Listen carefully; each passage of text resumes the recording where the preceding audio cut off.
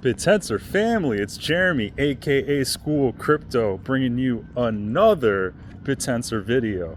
So there was a report that came out right after Q3 ended about a couple of months ago that reported OpenAI lost $11.5 billion in Q3. So I did the math, and that's $125 million that they lost a day.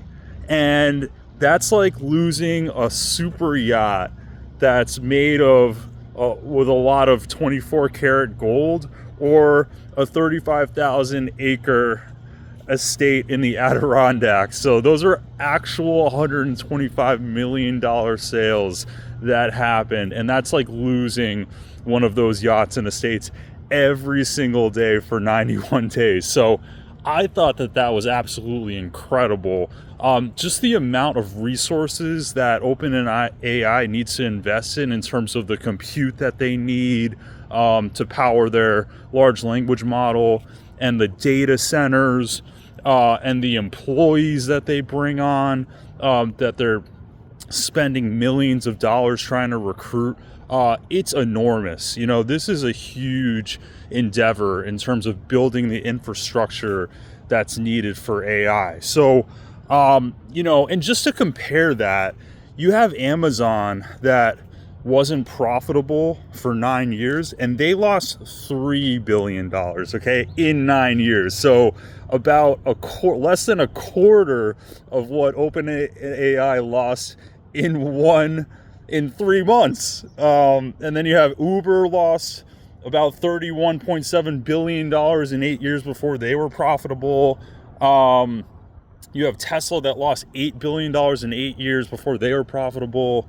Spotify lost $3 billion in 6 years. Airbnb lost $2.8 billion in 14 years before they got profitable. So, you know, it's normal to be subsidized by investors in order to build the infrastructure needed in order to be a big profitable conglomerate, you know, big tech, you know, type of company like within the space. So that's normal. But what's not normal is losing, you know, $12.5 billion in 3 months, and you know, basically on pace to lose, you know, 50 billion in 1 year.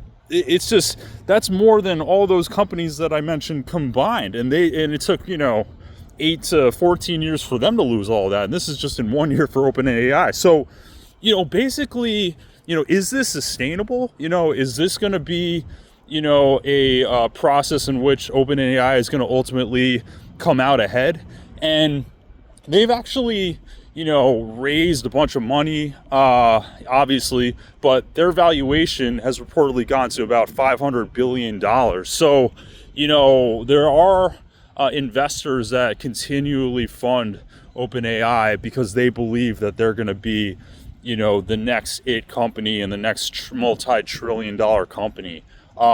So how does this compare to Bittensor exactly?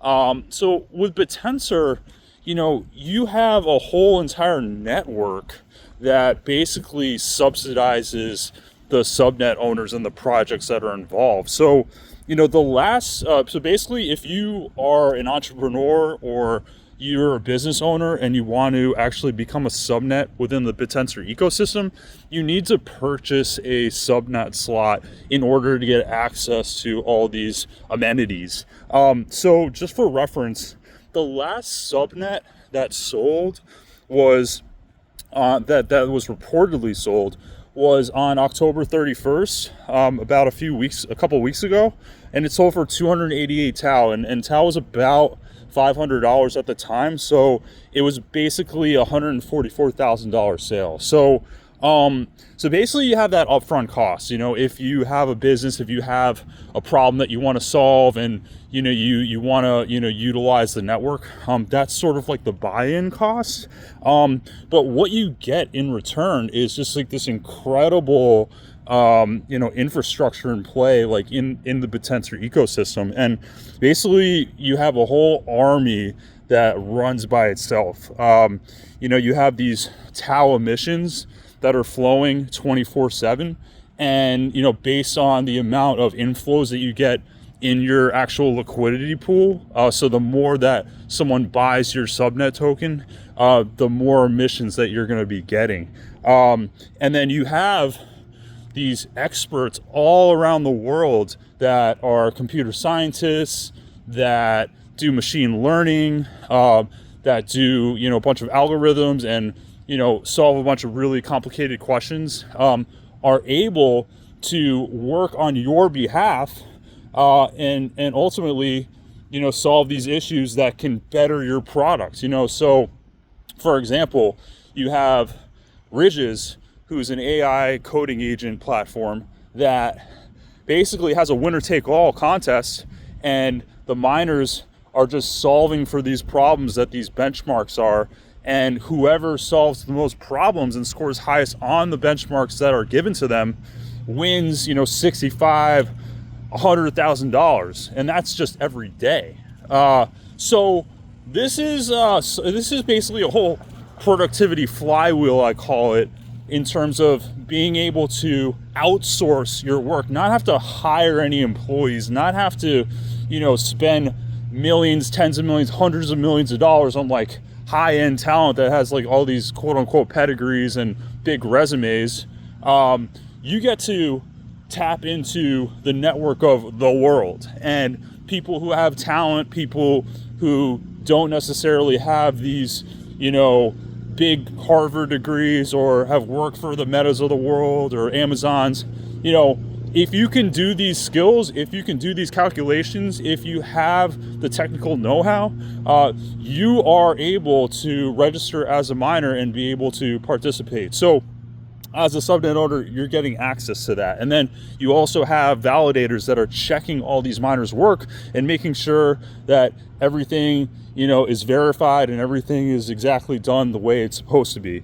And then as well, with Bittensor, you have a community of brainiacs, really smart, really educated people that are putting in a lot of brain power in terms of, trying to bolster the network and trying to make it better, trying to make it more efficient, trying to make it more robust. And then you also just have diehard people like me that, really are trying to educate, the community and trying to let everyone know like what's going on, because just like things are just flying in terms of just like news and new subnets and new, mechanisms and just like new projects coming up.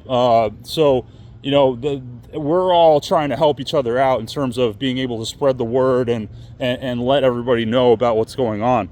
And then, basically, so this is like the new form of entrepreneurship, like outsourcing all your needs, as a business owner to the world, and getting the best in the world and then incentivizing them with your alpha token, and then so they continue on getting better and being more productive, and because they're competing against one another, the miners, and ultimately, if they don't do a good job, they're not going to be able to succeed, they're not going to be able to get earnings, and they're not going to be able to be profitable.